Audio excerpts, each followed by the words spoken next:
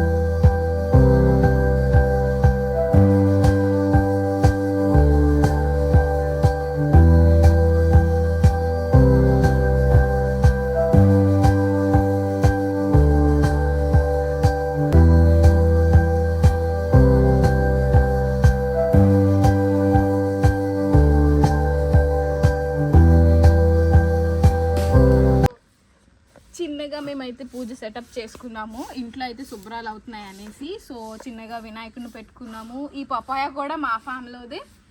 తర్వాత మా సూర్యబాబు, ఇది మా కోడి. సో ఈ కోడి కూడా మా ఫామ్లోదే పెంచుకున్నది. తర్వాత మీకు మా కోడి ఫామ్ కూడా చూపిస్తాం. సో మా హస్బెండ్ అయితే చాలా కాన్సన్ట్రేట్గా మొక్కేసుకుంటున్నారు. సో ఆయన ఏం మొక్కుంటున్నారో మాకు తెలీదు. సో మా అత్తమ్మని అయితే పిలిచేసాం. అత్తమ్మ ఒకసారి మొక్కేసుకోండి అనేసి. సో ఆవిడ మొక్కితేనే మాకు పూజ కంప్లీట్ అయినట్టు. సో ఆమె కూడా వచ్చేసి చక్కగా దేవుడిని మొక్కేసుకున్నారు. మా చిట్టి తల్లి కూడా పక్కన ఉంది, చూస్తూ ఉంటే మీకే తెలుస్తుంది, బొమ్మలతో ఆడుకుంటుంది. సో ఆమె మొక్కేసుకున్నాక సో కోడిని అయితే కోసేసారు. వేడి నీళ్ళు పెట్టాం స్టవ్ మీద. సో అయితే ఇప్పుడు వంటల్లోకి దిగిపోయామన్నమాట. సో అందుకే అందరూ డ్రెస్సులు చేంజ్ చేసేసుకున్నాము. సో మా హస్బెండ్ అయితే నాకు హెల్ప్ చేస్తున్నారు. సో ఆయన ఏం చేస్తున్నారో నాకు హెల్ప్ అనేది నేను మీకు చూపిస్తాను రండి. ఫోన్లేండి, చేయండి, అప్పుడప్పుడు చేయడంలో తప్పు ఏం లేదు. ఏం కోస్తున్నారు? ఇది మా చేపల చెరువు. ఇందులో ఫిషెస్ ఉంటాయి, ప్రస్తుతానికి బయటికి రాలేదు. సో చూసారా, ఇక్కడ మనకి మందార చెట్టు, అరటి చెట్లు, పపాయ చెట్లు అన్నీ ఉంటాయి. ఇక్కడ మేము ఉండేటప్పుడు తయారు చేసుకునే పొయ్యి అది. మా సూర్యబాబు ఎప్పుడు బిజీ, ఫోన్లో వచ్చేస్తూ ఉంటాయి.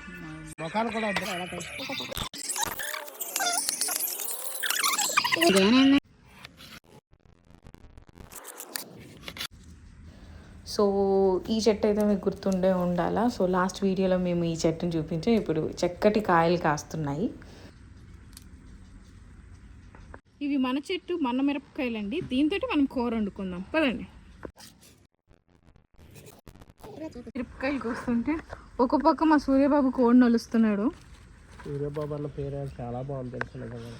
సూర్య, కోడి నలుస్తున్నందుకు నువ్వు ఏం ఫీల్ అవుతున్నావు? నాకు ఇదే సూర్య అయితే వంట అయిపోతే ఎంత త్వరగా తిందామా అని వెయిట్ చేస్తున్నాడు. సో కోడి అయితే అయిపోతుంది కాబట్టి వంట కూడా అయిపోతుందండి. ఒక పక్క అయితే అన్నం పెట్టేసి అయితే నేను తిరుగుతున్నాను. సో అయితే రైస్ పక్కన పెట్టేసామన్నాం కదా. సో ఇప్పుడు రైస్ ఏం జరుగుతుందో ఒకసారి వెళ్ళి చూసుకొని వచ్చేద్దాం. ఇదిగోండి రైస్ అయితే పొంగేసింది. సో సిమ్లో పెట్టుకొని కాసేపు ఉంచుకొని రైస్ వాష్ చేసుకుందాం. కోడి చూసారా, ఫ్రెష్ అండ్ క్లీన్గా అయిపోయిందండి.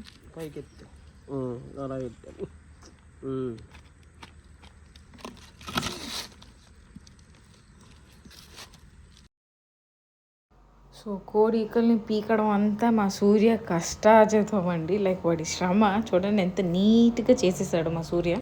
సో ఇది కనిపిస్తుంది కదండి, ఈ రెండింటిని కాటాలు అంటారు. సో ఇవి పందానికి వెళ్ళే కోళ్ళు అనమాట. సో పందానికి వెళ్ళే కోళ్ళకి కాటాలు అనేవి ఎదుగుతాయి. సో ఈ కోళ్ళనే పందాలకు వాడతారనమాట. సో మా పందెం కోడి ఈరోజు బలైపోయింది. ఈ గిన్నె నిండా కూర వచ్చిందండి. సో ఇందులోని సగం తీసి మనం కుక్కర్లో వేసుకొని ఒకసారి 3 విజిల్స్కి ఉడకబెట్టుకుందాం. మన యమ్మీ నాటుకోడి పులుసు విత్ వైట్ రైస్ అయితే రెడీ అయిపోయింది. ఉల్లిపాయతో నంచుకుంటే ఇంకా సూపర్. అయితే ఇప్పుడు చూసారా స్టార్టింగ్ వచ్చే వీడియో అంతా కూడా మేము వచ్చేటప్పుడు అట్లా ఉంది. సో ఇంకా మా ఆంటీ వాళ్ళని చెప్పాం కదా, సో వాళ్ళైతే మాకు చాలా బాగా హెల్ప్ చేశారు. మొత్తం టోటల్గా క్లీన్ చేశారు. చూసారా స్టార్టింగ్ వచ్చే ఫామ్కి, సో ఇప్పుడు మేము బయలుదేరిపోతున్న ఫామ్కి తేడా. సో మొత్తం అంతా క్లీన్ చేస్తారు. ఇంకా అది ఆ క్లీన్నెస్ చూస్తే అమ్మయ్య అనిపించేసింది. సో ఏంటి లొకేషన్ మారిపోయిందని చూస్తున్నారా? సో అయిపోయిందండి, ఫామ్కి వెళ్ళేసాం, చక్కగా నూకాలమ్మ పూజ చేసుకున్నాము, కోడి కోసుకున్నాం, భోజనం చేసేసాము. ఇంకా అటు శుభ్రాలు కూడా అయిపోయాయి. సాయంకాలం బయలుదేరి ఇంటికి వచ్చేసాం అనమాట. సో ఈరోజు వీడియో కంప్లీట్ అయిపోయింది. సో నెక్స్ట్ వీడియో కోసం మీరు తప్పకుండా ఈ ఛానల్ని సబ్స్క్రైబ్ చేసుకోండి. Don't forget to subscribe. Bye bye.